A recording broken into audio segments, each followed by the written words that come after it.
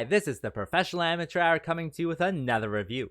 This week I checked out SUKIYAKI Western DJANGO, and this 2007 movie was directed by Takashi Miike and stars Quentin Tarantino and Hideaki Ito and Koichi Sato, among others, of course. The story of this movie is about this gunslinger who walks into this Japanese town.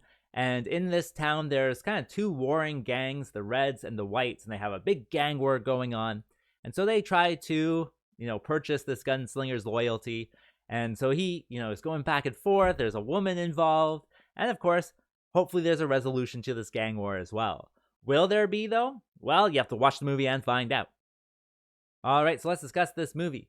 Well, this is a Western movie, so of course there's gun battles and stuff like that. But I think all of the action is really stand out in this one. It is kind of hyper stylized, even from like the very first bullet that's fired. It's something like someone fires kind of like a crossbow arrow at a guy, and he just pulls out his gun and shoots the arrow out of the air. It's so cool. I'll clip it in here for you. Gotta be alive to spend your money, stranger.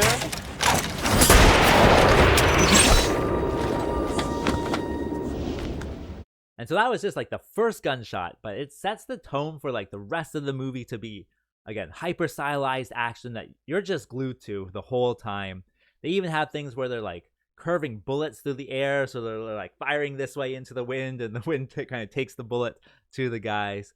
They have swords as well, and so they're slicing and deflecting bullets. And it reminds me of something like Afro Samurai, where, it's hyper stylized action, but that's what you're there for. It glues your eyes to the screen, where you just can't take your eyes off of it because you'll miss something. You'll miss a shot that's crazy or whatever. So all of the action is super great in this one. Also, I would say the story is pretty good. It is very kind of reminiscent of kind of the older, Seven Samurai or Hidden Castle or whatever type of movies where, again, it's a samurai trying to figure out his loyalties with these warring clans. And it's complex enough. There's lots of different angles and things that people are talking about. And of course, it's kind of like that Quentin Tarantino kind of style. So they do focus not so much on the speaking as they do the action, but the complexity of the story is certainly there. So yeah, it's engaging on that level as well. In addition, the visuals of this movie are absolutely fantastic. All of the costumes are just so wonderfully done. It's so easy to identify, the Reds versus the Whites. And the main character with his duster and cowboy hat, it's wonderful to see, super cool. They even have characters who are not part of the gang, and their outfits are wonderful.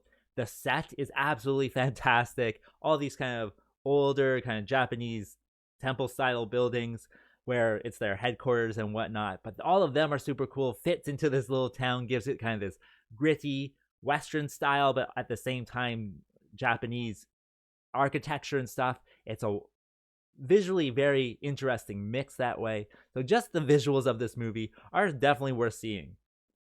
And lastly, with this movie, Quentin Tarantino is in this movie. He has a small role. He kind of sets up a narration, but then he's in the main story as well.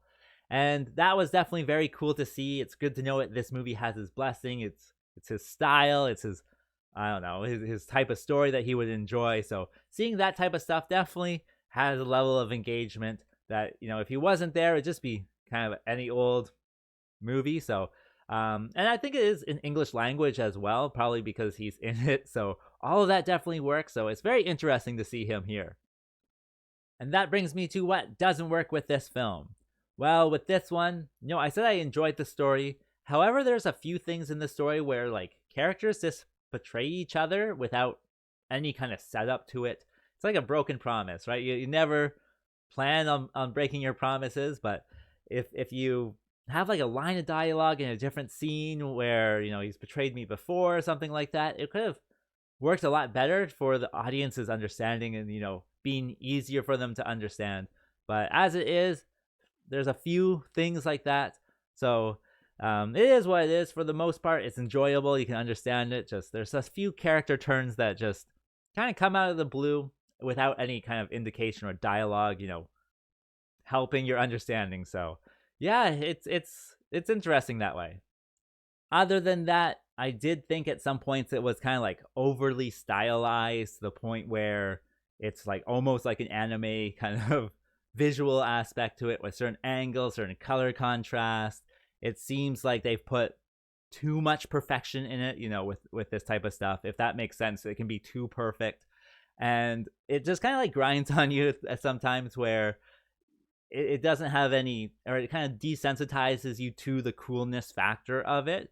And so if you are into anime, you'll probably like love this movie for the visuals alone, let alone the story and the action and everything that goes along with it. But you know, if you're a Western fan, I couldn't say if you liked it or not. It's a strange kind of, it feels overly produced. I guess that's what I'm saying, is it feels overly produced. So that definitely is something in this movie.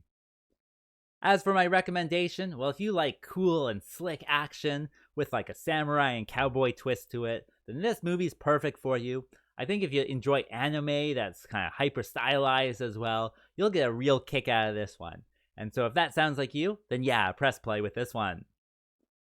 As for rating, well, I'll give it the above average score of 6. And with that being said, I think that's all I wanted to say. So like and subscribe, and I'll see you next time.